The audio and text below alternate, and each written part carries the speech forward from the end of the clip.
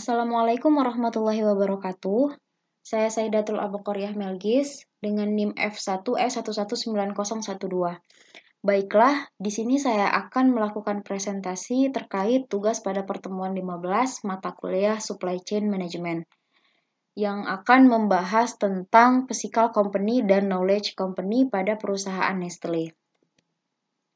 Sebelum itu saya akan memberitahu dulu Physical Company dan Knowledge Company menurut menggunakan bahasa saya sendiri. Jadi, Knowledge Company itu merupakan tools yang digunakan oleh sebuah perusahaan untuk memperoleh keunggulan kompetitif dengan menggunakan aset digital untuk mengelola data digital pada sebuah perusahaan. Sedangkan Physical Company itu merupakan tools yang digunakan untuk menggabungkan dua aspek knowledge dan physical company. Nah, dari masing-masing aspek knowledge dan physical company ini, itu yang pertama, aspek Fisco atau physical company, di mana aspek ini lebih memfokuskan perusahaan pada pemenuhan supply chain management di perusahaan. Sedangkan aspek Nauko itu lebih memfokuskan perusahaan pada strategi dalam menjalin hubungan yang baik dengan customer atau pelanggan dengan menggunakan konsep demand chain management. Selanjutnya, saya akan membahas tentang kekuatan yang ada pada Fisco dan Nauko. Di sini terdapat 4 kekuatan, di mana masing-masing kekuatan ini itu saling terhubung. Nah, yang pertama itu ada supply chain management dan demand chain management, di mana di antara dua kekuatan ini memiliki hubungan dalam hal stakeholder pada perusahaan. Di dalam supply chain management ini itu terdapat kegiatan seperti distribusi, logistik, penyediaan bahan baku, dan manufaktur. Nah, kegiatan yang ada pada supply chain management ini itu didukung dengan demand chain management, di mana kegiatan pada demand chain management ini yaitu strategi pemasaran, produk desain, dan marketing. Nah, untuk dapat mengelola dan mendistribusikan data serta informasi, maka diperlukan dua fasilitas besar sehingga akan menghasilkan data informasi yang efektif dan efisien, yaitu ada aplikasi dan teknologi.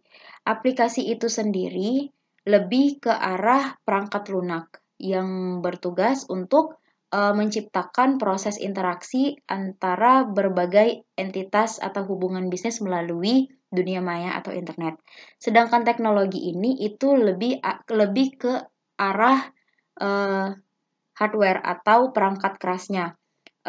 Dalam artian itu infrastruktur yang menjadi penyaluran data maupun informasi yang dibutuhkan bagi perusahaan tersebut. Oke. Nah, dengan menyatukan 4 kekuatan Fisco dan Nauko ini, maka perusahaan yang bersangkutan akan dapat memenangkan persaingan global di dunia industrinya masing-masing. Oke. Selanjutnya saya akan membahas tentang profil perusahaan yang saya ambil, yaitu perusahaan Nestle.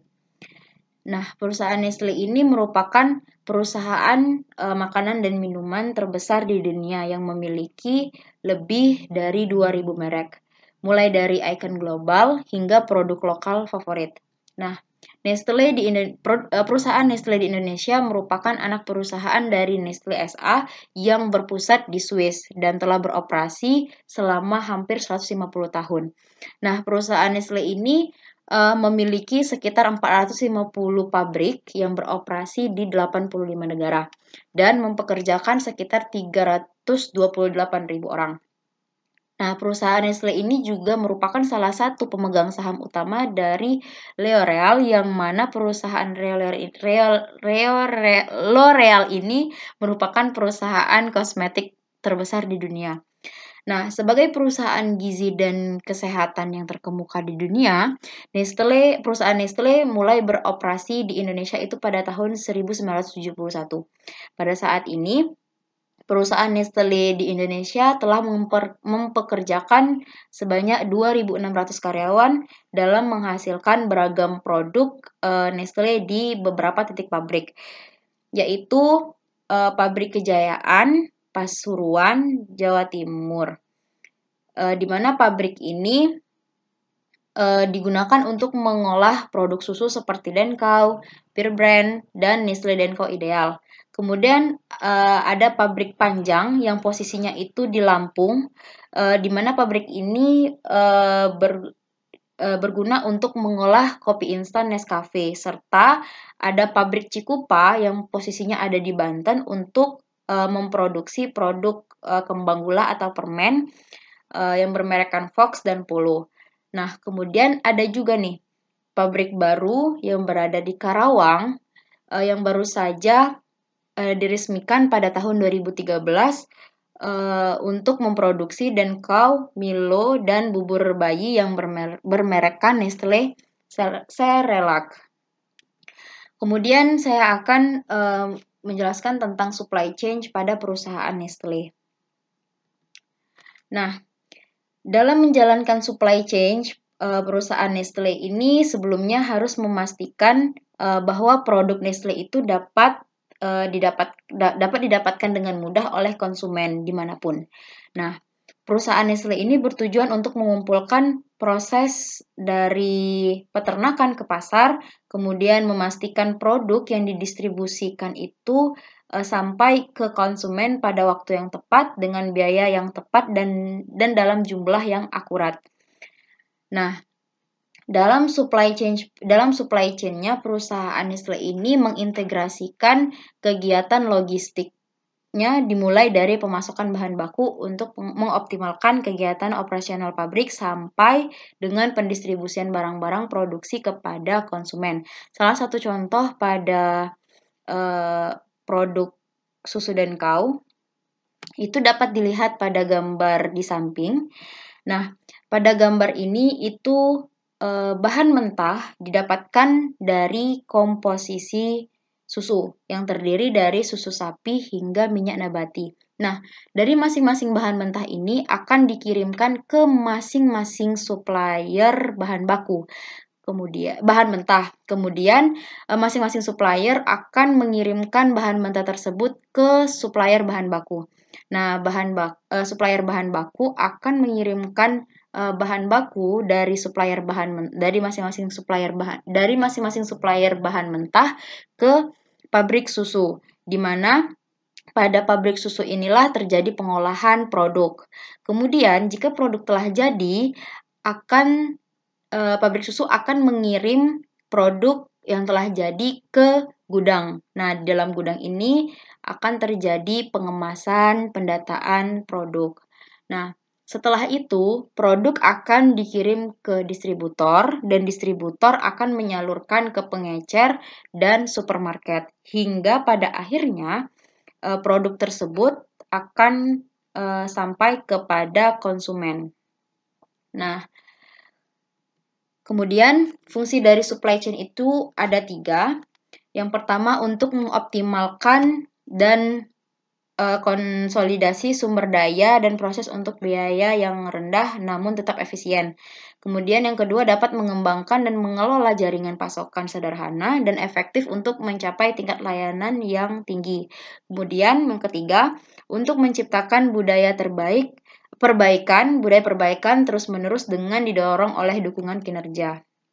Nah, selanjutnya saya akan membahas tentang teknologi vehicles pada perusahaan Nestle. Nah, sejauh ini perusahaan Nestle itu hanya mengimplementasikan sistem transaksi dengan pemasok dan distributor saja. Perusahaan Nestle belum mengimplementasikan transaksi yang cakupannya itu lebih luas dengan melibatkan proses-proses secara langsung kepada konsumen, seperti pesanan pembelian, kemudian transfer pembayaran, dan faktur.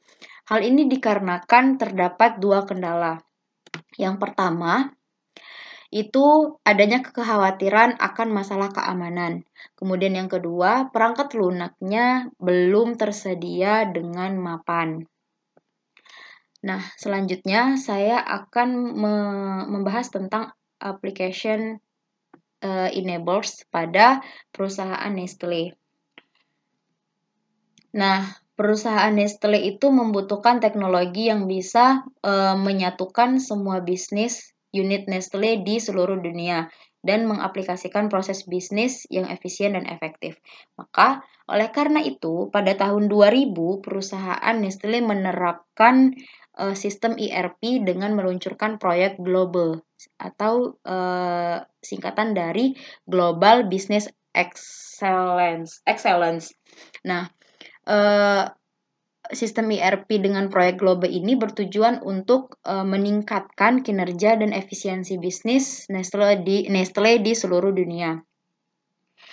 Di dalam proyek Global ini itu terdapat 4 kelompok pembagian. Yang pertama ada Business Excellence, kemudian ada Data Standard dan Data Management, kemudian ada Information Technology, dan ada Global Template. Selanjutnya saya akan membahas tentang Demand Chain Management pada perusahaan Nestle. Di sini saya lebih memfokuskan pada strategi marketingnya. Nah, jadi dalam menjalankan strategi marketingnya, Nestle itu telah membangun distribution channel, yang mana distribution channel ini digunakan untuk menyediakan produk-produk yang dapat dibeli dimanapun dan kapanpun oleh konsumen. Kemudian, perusahaan Nestle juga menyalurkan produknya ke semua outlet, lalu disebarkan ke semua penjual dan retailer channel. Nah, kemudian dalam pengembangan strategi marketingnya, perusahaan Nestle ini juga menggunakan iklan, di mana iklan ini dapat membawa peran penting dalam pertumbuhan brand Nestle. Nah, oleh sebab itu, perusahaan Nestle menyebarkan iklan-iklan ke seluruh dunia untuk melonjakkan penjualan produknya. Nah, kemudian juga terdapat Nestle memasarkan produknya itu melalui database Nestle, di mana database Nestle ini menggunakan satu kode produk tunggal, sehingga pembeli produk Nestle di suatu negara dapat membeli produk Nestle yang sama di cabang perusahaan Nestle pada negara lain. Nah, itulah presentasi dari saya.